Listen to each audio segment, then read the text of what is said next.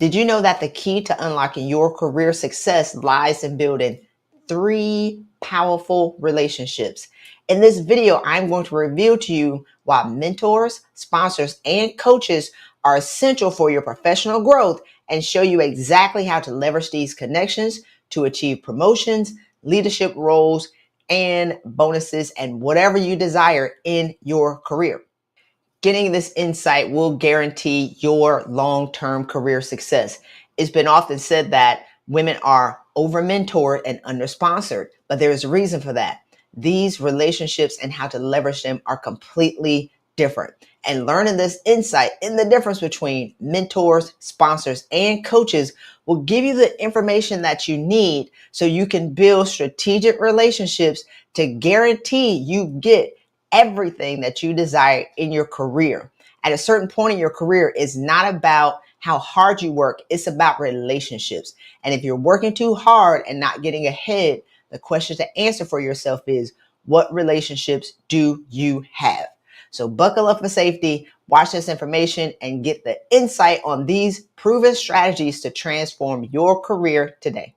Without these 3 people, your career is on life support. 1, a mentor, 2, a coach, and 3, a sponsor.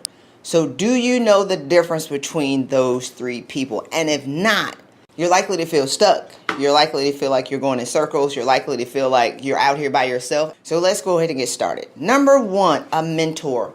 A mentor is someone who has been where you want to go, and they will show you how to get there. A mentor should be someone that is 2 levels above where you are right now. They are 2 levels, not your peers, not the people that aren't where you want to be, or even 1 level up. You need somebody who's higher in their vision so they can be able to give you advice on where you are. So here's the thing. Having a mentorship network or a mentorship relationship doesn't have to be as formal as everybody thinks that it is, or as hard as it should be, or as hard as women tell me that it is of you don't have any mentors. I want you to think about, have there been people that have offered for you to go to lunch with them?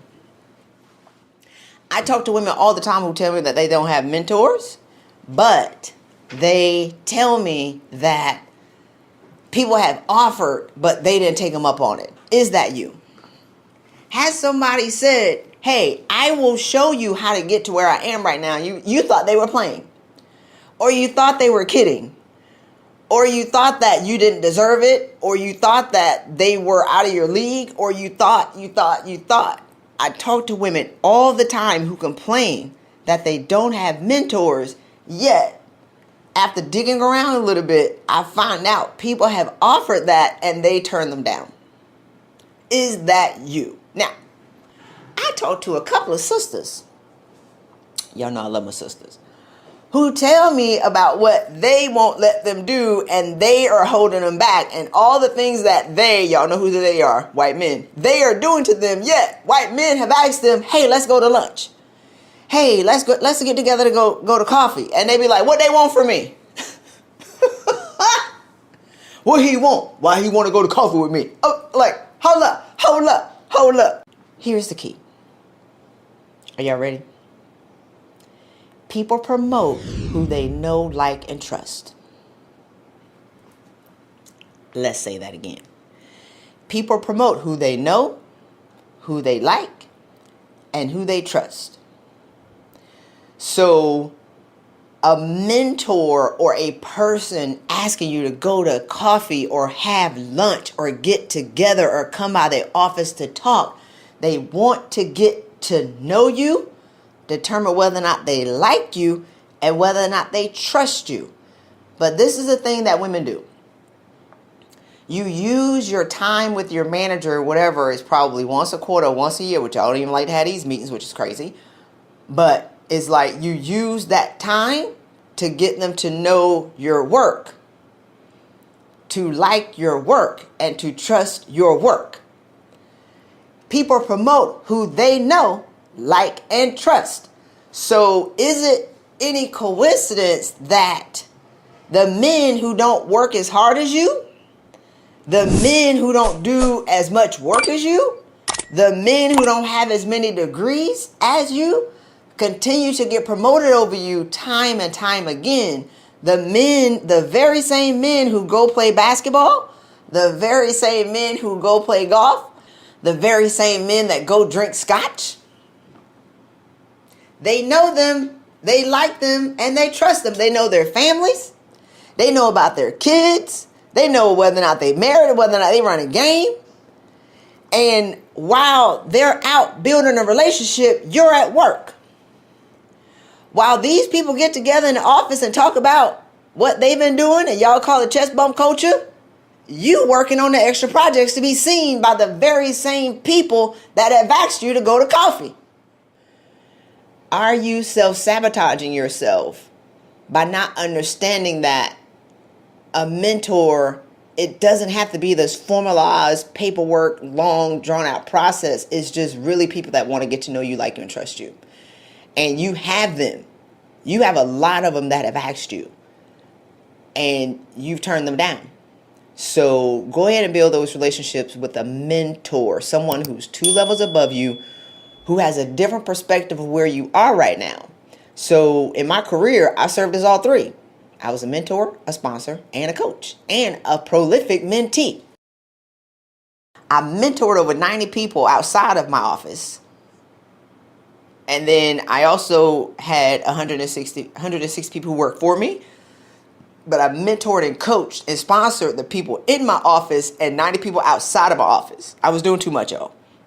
I had 13 mentors. While I mentored 90 people. Here's the thing about mentors before I move on.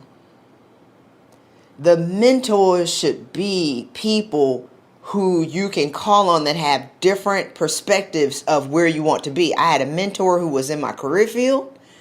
I had one that was outside of my career field. I had one that worked in like the senior or leadership level of HR, so I could understand that. I had one who worked in the promotion category, so when I had those questions. I had one who worked in the assignment field when we talk about where we're going to go, and you know, military people move every couple of years like that.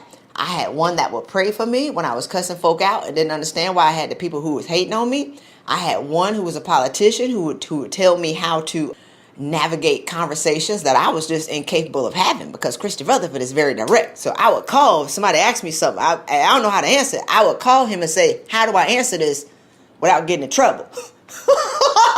I had mentors that would keep me out of trouble. I had mentors, 13.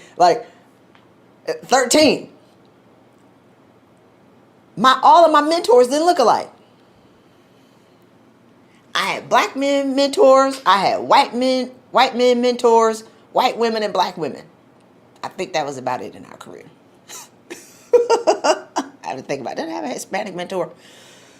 So they all had different perspectives, but I had more men than women because it weren't as many women in senior leadership. Somebody gonna give me some advice.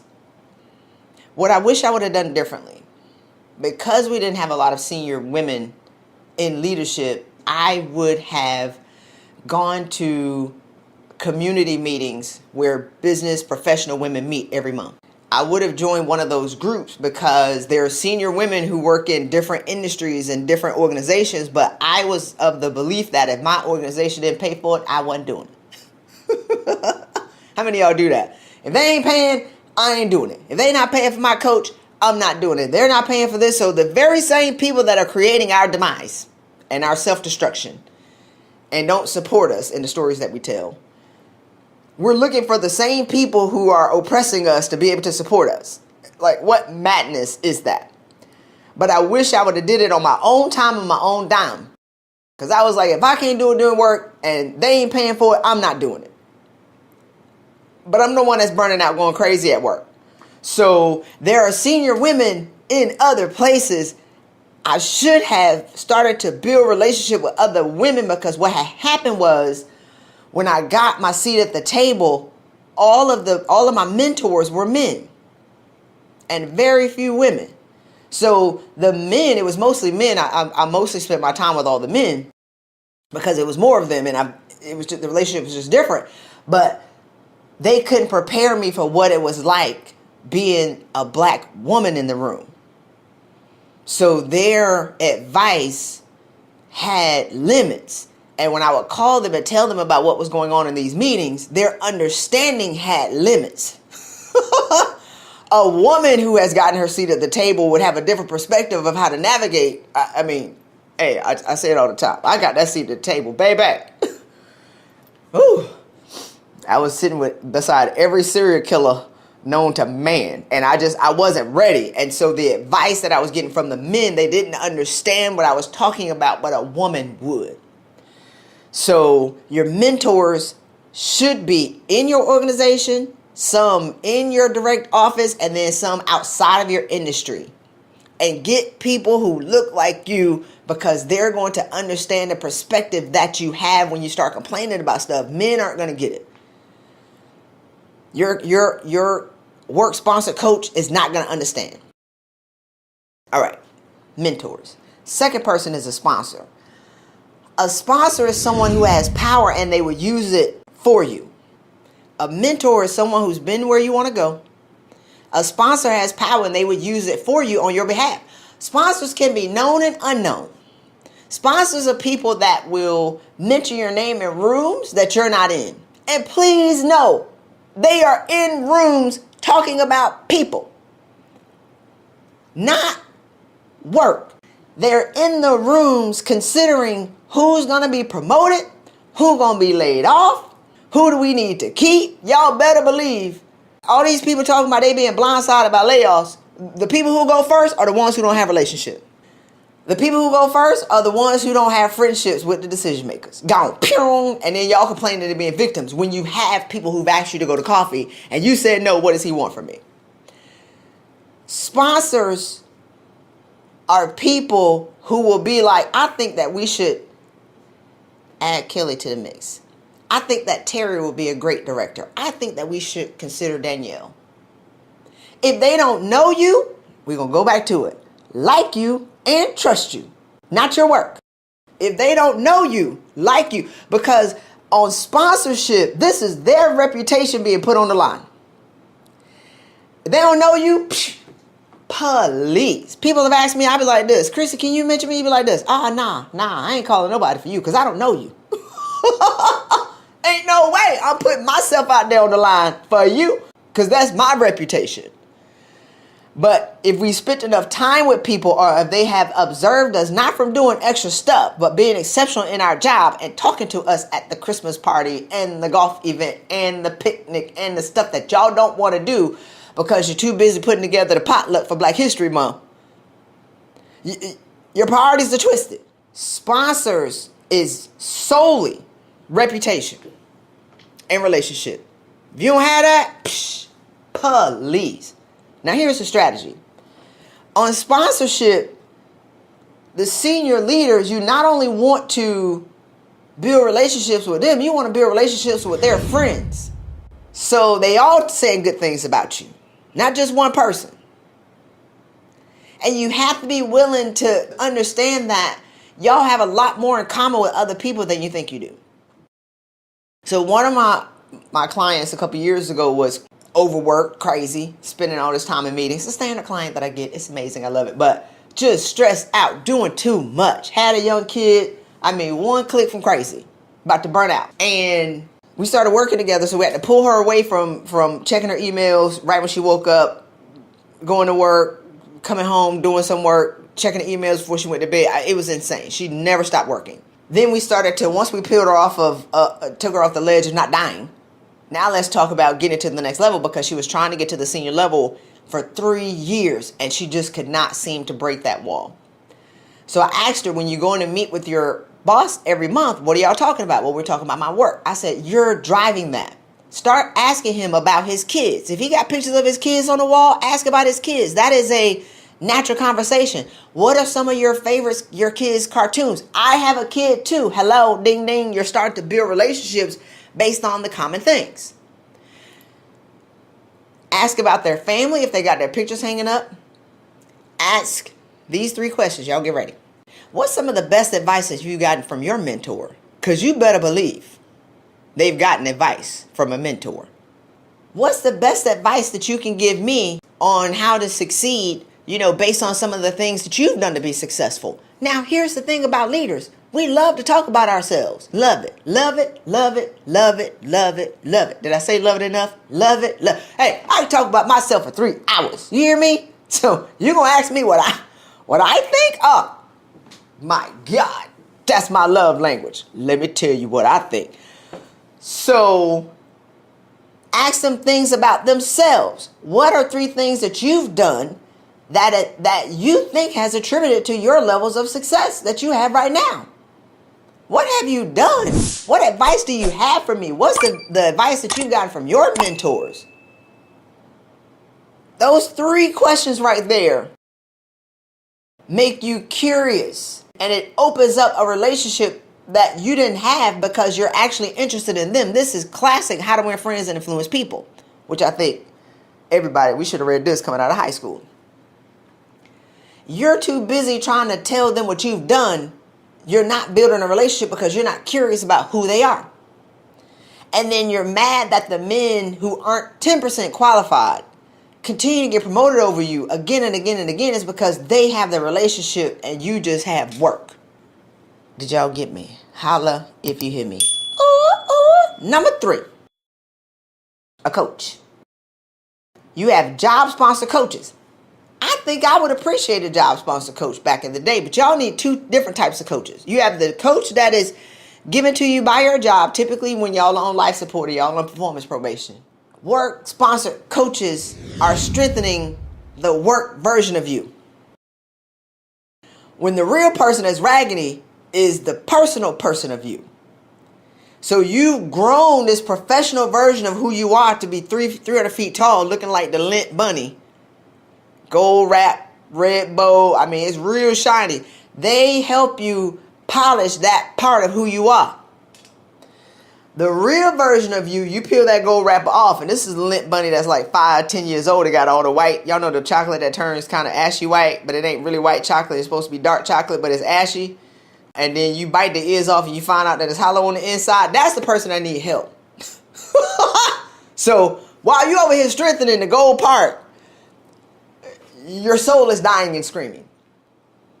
When it comes to coaching, I like the job sponsored coaching, but if they're only teaching you to strengthen the job side of you and they're not challenging you to really address what's really going on, because I want to be clear, most high achieving women are crazy. My face did not flinch. When I say crazy, crazy. We have no idea. Some of us do. I knew I was crazy. I just didn't know I could change. I didn't know I needed help. I needed help. So I want y'all to start to think about, when you're doing your coaching, who's going to help you navigate you. That's a coach that you need. You need a coach that's going to hold you accountable to the personal goals that you have of yourself, not the professional goals. Personally, who's going to hold you accountable to working out and meditating and saying great things to yourself and eating good food? Your coach, your work coach don't care about that. Your work coach is there to help you strengthen your work output. But a personal coach is the person that's going to help you really look at and navigate the personal things that are going on in your life without judgment.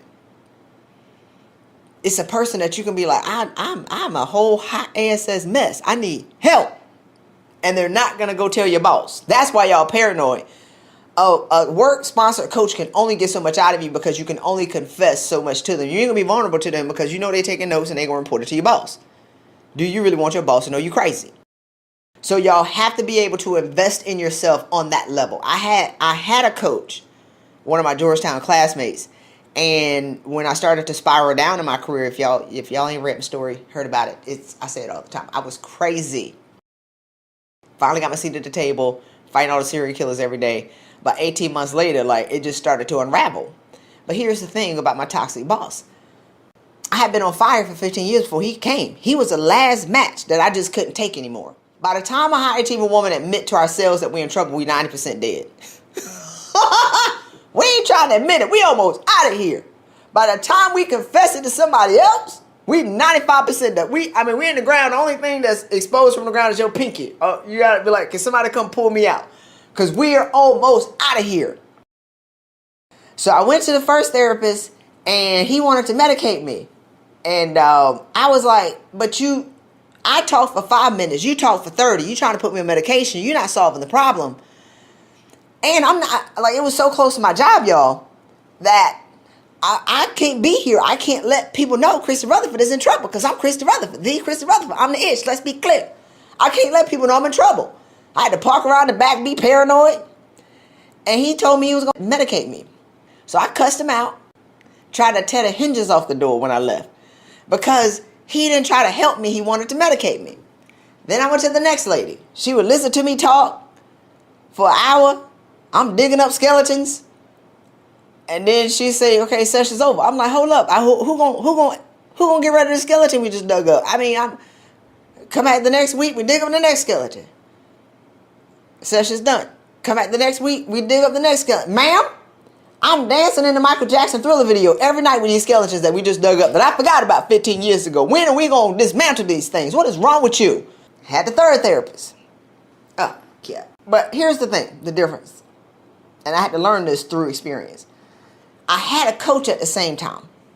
The difference between my coach and the therapist just wanted me to talk. I'm an action. I'm a doer. I'm a winner. I'm losing, but help me get up. Because this ish right here ain't working. I don't want to just come here and just talk to you and just get that off my chest and that's it. With my coach, I could not come the next week talking about the same thing that I talked about the week before. I couldn't be the same person week by week by week. So while I was in the quicksand, I think the only thing that was left was my forehead. The coach gave me the ladder and was pulling me up. The therapist was just sitting beside me in the quicksand or sitting on the land talking about what you gonna do. And I'm like, hey man, help me. I want y'all to consider if y'all are stuck in the mud and somebody has joined beside you in a picnic and they over there having a picnic eating Chick-fil-A and you still in the quicksand after 2 years, you need somebody else to hold you accountable. You need somebody to help you get up. I know what your career could look like and how much easier it could be if you just chose to do something different. And if you haven't done anything since 2020 to work on your mental and your physical health, you are in trouble. So as we move along, I want to, and what I've been doing for the past 4 years, I want to create a new conversation of what's possible for you. And I want to be able to offer some insight for you personally and professionally so you can get the money that you deserve. Within the past 14 days, 3 of my clients have gotten $376,000 in salary raises. Each one of them got over $100,000. The only thing that needs to change is you changing your mindset of what's possible for you, get into alignment with your assignment, and be the woman that God has called you to be. All right, so we're going to open the line up for questions. Do you have any questions? All right, I have 2 questions. So my first one is about your manager, like your direct manager. Or should they be mentor, coach, or sponsor? Or maybe they don't fit into one of those 3 categories. And the second one I wanted you to touch on a little bit is kind of timelines, because I have had multiple mentors, coaches, and sponsors throughout my career, but they are not always consistent, right? So I kind of feel like there's a cycle, right? I've gotten what I can from this mentor, and then that relationship kind of falls off, but then I have new mentors that come into place. Is that okay? Should I kind of reach back and try to continue relationships that have been beneficial in the past, or is there kind of a life cycle for each of these roles within your career and your personal life? So the direct manager is more like, that's a mentor as well. Or that's just a person that you want to build a relationship with because they're also going to be in the room when it comes to talking about who deserves opportunities. So when you're talking to your manager, you want to also build that personal relationship with them to talk about the football game. You want to know what they want to know and what they want to talk about and what's important to them. People have clues all over their office of what's important to them. Whether they got pictures of them fishing or whether they have pictures of their family or whether they got pictures of their 100 cats or whatever it is, they're going to have signals around them of what's important to them, and they like to talk about themselves as well. So they can serve as a mentor and a sponsor. So it's the same. Now, when I talked about having a mentor 2 levels up, is because they're going to have a different perspective than what your manager would do. And a lot of the questions that you want to get from mentors aren't necessarily questions that you want to ask a direct manager. So they're somebody that's separate. They're a neutral party that's not going to have any direct correlation. So one of my mentees called me one time, freaked out. He was freaked out about something that his boss said to them. And I'm like, but that's not what he meant. He meant this. But I was 3 levels above where he was, so my perspective of leadership is completely different than what he was receiving at the junior level. So that's why I want your mentors to be a little higher up, because the code and the language and the culture and the conversations are completely different at higher levels. So you're going to be able to, they're going to hear you say something and you'll be like, no, this is actually what they meant. You're getting feedback from your mentor of what your manager said. You're getting feedback from your mentor of how to improve your relationship with your manager. So your manager does fall in that category. He could be that, but I want somebody to be outside of that. Your second question of 'tis the season for the mentors. Yes, because when you've gotten what you've needed from that person, I mean, you can always keep the relationship and honor the relationship by sending them emails. Hey, I was thinking about you. Sending them a Starbucks gift card or whatever. That's how it's $10 to be able to nurture that relationship so you can call and check back in. But when you've gotten what you needed and they're moving on to somebody else, because leaders love to bring people with them, right? Leaders love to bring people up. If the conversation has staled out, that's okay to move on to the next person that's going to be able to get you what you need, because in different points of your career, different points of the year, you're going to need different things. My 13 mentors stuck with me for a long time, but they were growing as well in the organization. I mean, the military is hierarchical, so as I was growing, they were growing. I didn't talk to all of them all the time. At 13, I would call them for the different things that I needed because they all gave me something different. And then if I wanted to make a big decision about something, I would call 3 that I knew were closely aligned, not with me, aligned with the question that I have and the perspective that I need to be able to open up. I would call 3 of them and get all of their opinions and then use my opinion and then make a decision. So whenever I did something, I would call different people to get the best different perspectives of what do they see that I don't see, what do they know that I don't know. So when I make a decision, I'm making it with a fuller, broad perspective of what's possible. Did that answer your question? Yes, it did. Yeah. All right. Any more questions? Then we're going to close this episode out. We got time for one more question. So my question is, how do you find these people in different...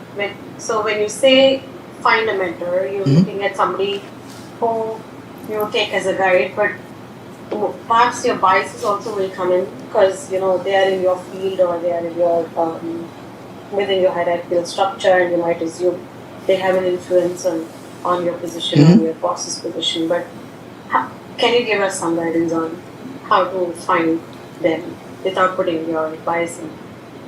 What's the bias that you're talking about? Aligning to me, because I like this person because I think he always says yes whenever I'm in a meeting, and I he agrees to all my proposals, and he says okay, he gives me the funds that I need for this project. But that's not what perhaps I need as a mentor. You know what I'm saying? So it's not the yes people only. We need somebody of influence who can give you a good perspective. So what are all the things that you need to look in? Well, I think that one, you should recognize how great you are that you do have people that agree with you. Maybe you are right. Everybody doesn't agree with things that women say. Like, y'all raise your hand if you got somebody that agrees with everything that you say. I don't know if I've met one. So maybe you are as great as they think you are. Maybe frame the conversations and the questions differently in what you're asking them. So ask them for more feedback. What can I do better? How would you have done it differently? So you're not saying, is this great? Yes, I think it's the greatest thing ever. You'd be like, what advice do you have for me? How would you have done it differently? Would you have done it differently? And if so, I'm open to the feedback. So you have to let them know that you're open to it. That's one. And so the second part, you do want them to be in your organization, but you can also find mentors that are outside of your reporting line. So how do you find them? Christmas parties, the work events, From a leadership perspective, I don't know how you build trusted relationships on Zoom. From a leadership perspective, people need to see people. It's only so far that you can go, I think, in building a relationship, because it's awkward to be like, let's get together for a virtual coffee. That was fun in 2020. Now, you got to be able to come into the office to build the relationships with people, not work harder. So it's aligning yourself with people that you have something in common with, but you want to be strategic. Who are the decision makers that are going to decide about your promotion? That's who you build a relationship with. You want to start to align with the people who have impact in your career. Otherwise, you're just talking. If they don't have impact in your career, I mean, cool. But you want to be strategic about who you're talking to. So I would start to build relationships with people who had friends. Their friends were the people who had impact on my career. Not just the people who had an impact on my career, but their friends too. And when we in the military, because we moved all the time, every 3 years, there's somebody who's in charge of saying where you go. So we write down a list on our 8 jobs. You be like, I want to go, my first choice, I want to go to DC. Second choice, I want to go to Houston. Third choice, I want to go to Miami. Fourth choice, I want to go here or there, right? Based on the jobs and the location. We find out 3 months before we move where we're going. This happens every 2 to 3 years. I started to build relationships with the people who were telling me where I would go 3 years before I had to move. I was sending cookies. I had no shame. I was making granola wherever they showed up in town, because they would visit. They called them road shows. They would come visit our area. I would go there. Hey, how are you? My name is Christy Rutherford. Then I would have my sponsors and my mentors call them. Savage. I always got my first choice. I moved 6 times. I always got my first choice because I started to build a relationship. They knew me. Wherever they went, I would call them 3 years, because I'm moving 3 years from now or 2 years from now. And I'd be like, okay, so they got 3 years in this job. I got 2 years in this job. I would call them and ask them for advice. I would call them and say, this is where I want to go. What do I need to do to get there? I would call them and say, this is my top choice. These are my job things. So I would ask them, and I really wanted their advice, but I wanted them to know me, like me, and trust me. So by the time it came to where people are going to go, 1, there's nobody better than me.